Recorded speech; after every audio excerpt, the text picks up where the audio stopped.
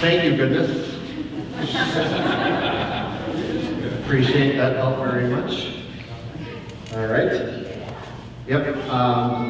So that was, you prepare a table in the presence of my enemies. Yeah, someplace in there. All right. All right. Now the next thing is you anoint my head with oil. I need one volunteer. Okay. Did you do that? I saw your hand raised like you're doing an auction or something. All right.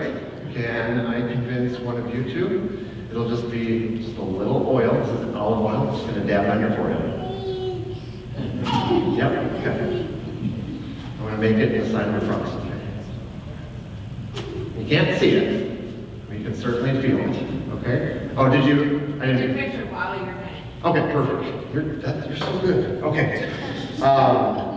And so you anoint my head with oil, and then my cup overflows. Okay, so we've got shepherd over here, and we've got the person who was led by the still waters.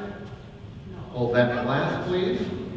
And shepherd, pour the entire contents into that glass. Hold on. Hold it down like that. There we go.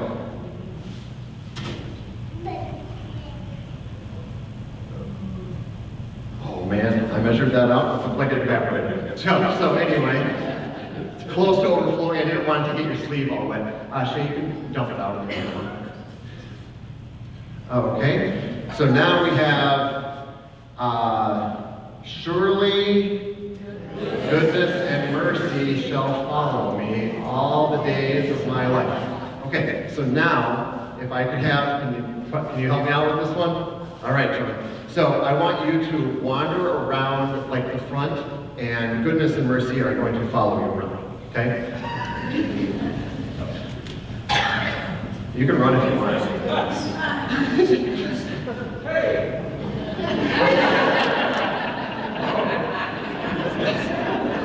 That is great. All right, we got a picture, so you're good. You can come back up. And then, all right, adults, I need my house. So come on over here. So if you're an adult and you're going to participate in this part, okay? And the shepherd can like stand right in this area. Otherwise, so we've got Wendy here, and then right across from her, somebody. Then yeah, make a little arch like that. Okay, come on over, guys. You can come and sit inside this house. Yep, anywhere kind of over here. You don't have to be touching us. We got to get all the kids in, so you can back up a little bit. Okay, Isaiah and Evan, if you can come and scoot around in there so we can get all the kids in the photo. All right, and this one, of course, is, and I shall dwell in the house of the Lord forever. Looking good? All right, thank you very much. You guys can have a call back to me.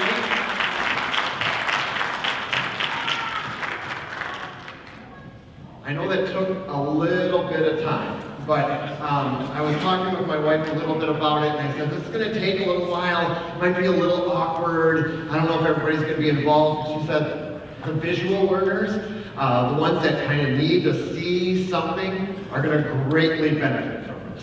So if you're a visual learner, hopefully you are one of those people that, that enjoyed that longer process to imitate or act out Psalm 23. Let's sing. The Lord's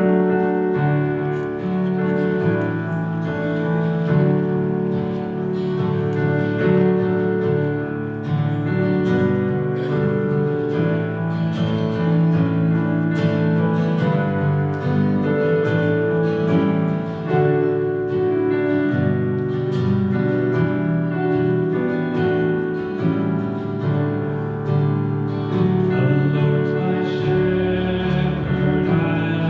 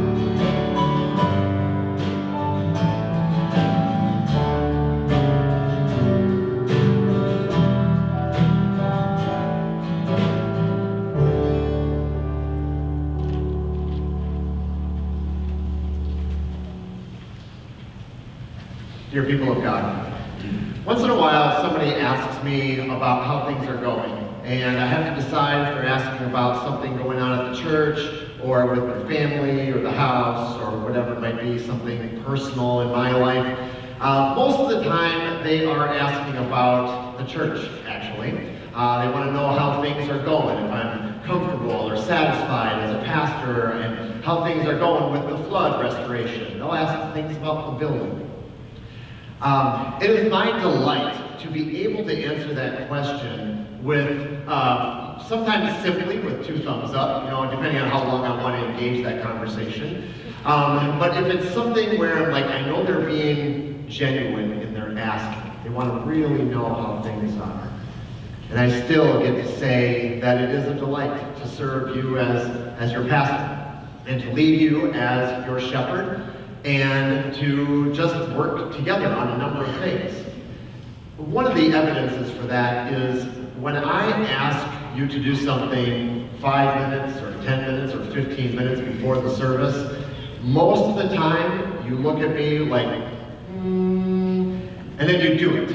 So that stuff just happens. And it is no small ask on my part when I ask you last minute. It's part of just kind of how I operate, and I'm bringing you into my world by looking at these last minute things. But for some of you, it's kind of a stretch. And I really appreciate your trust in the process.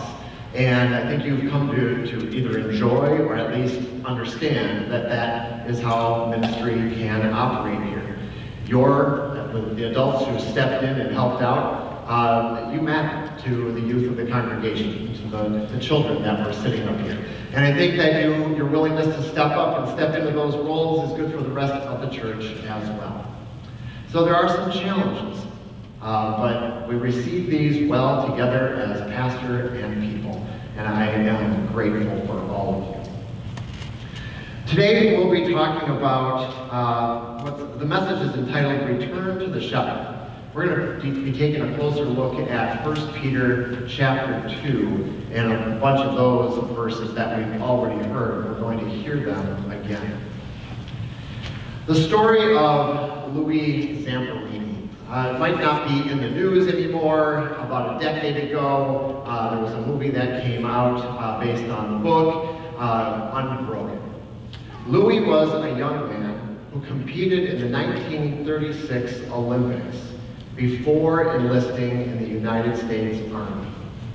On a mission in 1943, he was captured by the Japanese military and held captive.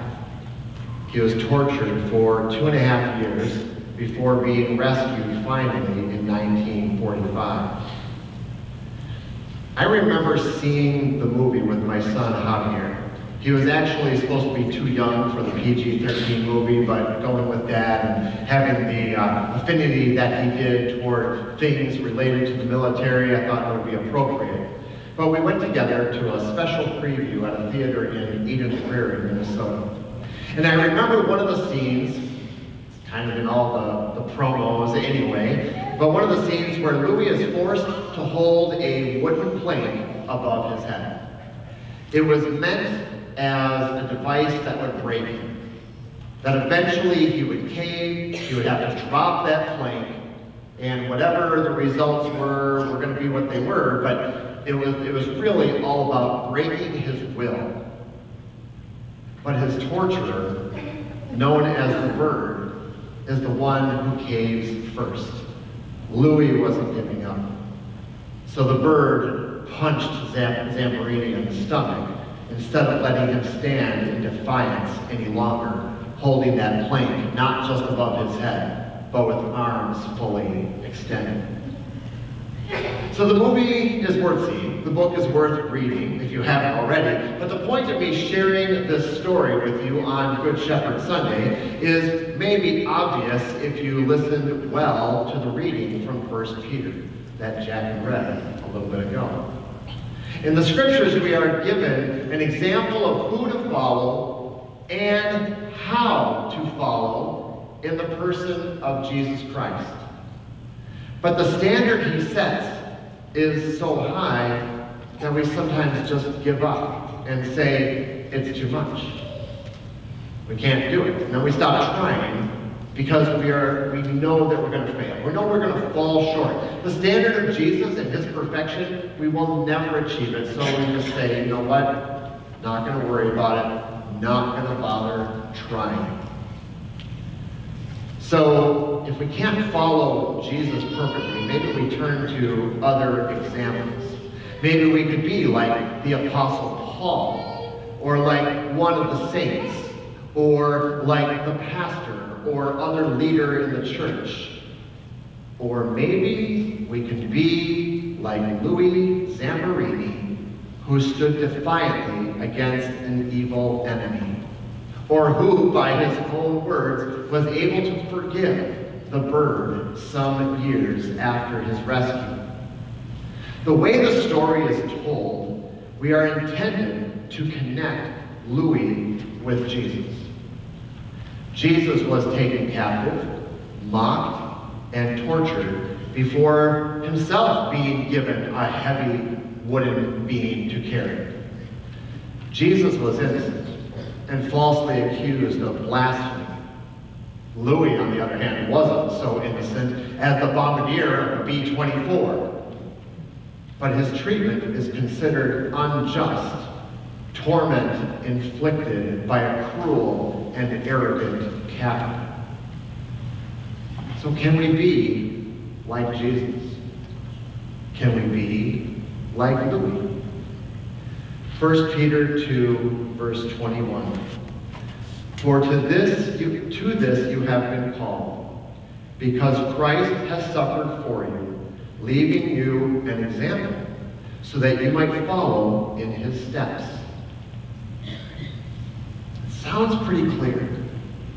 We're not just reading about Jesus' life in the Gospels and saying, now that is somebody we need to follow. That is a good man, set a moral example, lived in such a way that benefits the earth and our society as a whole. Let's go ahead and follow him. That would be like just looking in and saying that's a good idea, but based on our own human presuppositions. This is Peter saying that you might follow in his steps. This is not just a maybe kind of thing. This is what we should do. We should follow in Jesus' footsteps. We should model him. We should understand from his example and do likewise. So the way of the shepherd, that is Jesus, is so much different from the way of the sheep. The shepherd wants to lead. The sheep want to wander. Peter says about Jesus, the shepherd committed no sin. There was no deceit in his mouth. Verse 23 then. When he, that is Jesus, was reviled, he did not revile in we suffer, and then to continue trusting God to be the